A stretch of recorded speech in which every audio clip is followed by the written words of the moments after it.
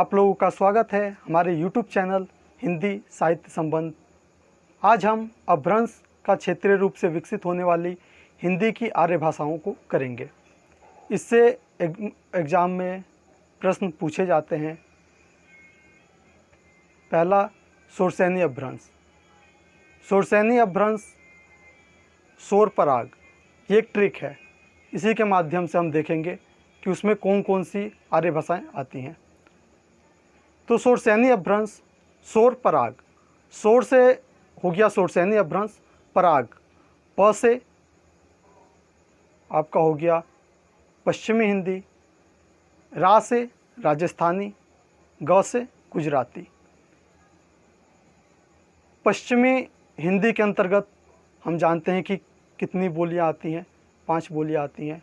कन्नौजी, कोरवी, ब्रज, बांगरू और बुंदेली।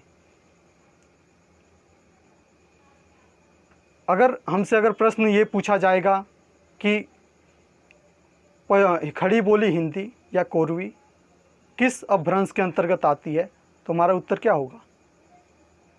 हमारा उत्तर होगा शोरसेनी अपभ्रंश।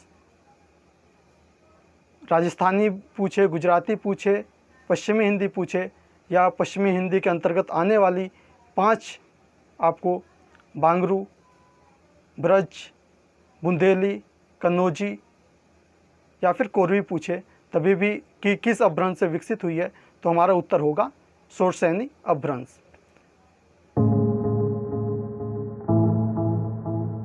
दूसरा, पैशाची अपभ्रंश। पैशाची अपभ्रंश का सूत्र हुआ पीपल। ठीक, प से पैशाची, पी से और फिर प से पंजाबी, ल से लहंदा।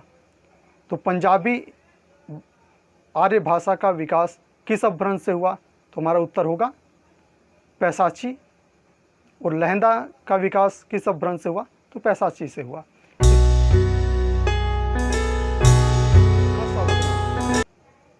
का सूत्र है खप।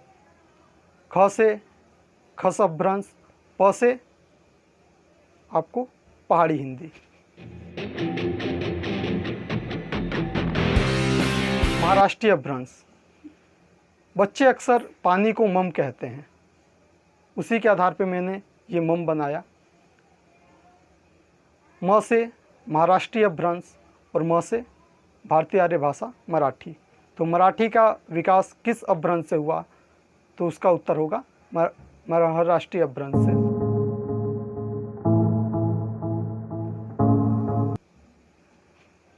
फिर आपका अर्धमागधी अपभ्रंश का अप्पू। अ से अर्धमागधी अपभ्रंश, पू से पूर्वी हिंदी। और हम जानते हैं पूर्वी हिंदी के अंतर्गत 3 बोलियां आती हैं, अवधी, बघेली और छत्तीसगढ़ी।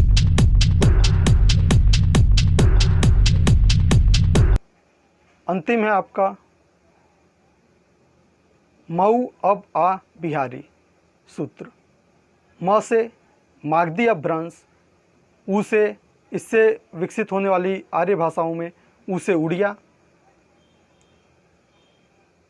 अ से असमिया, ब से बंगला, आ यहाँ पर साइलेंट है, और बिहारी आपको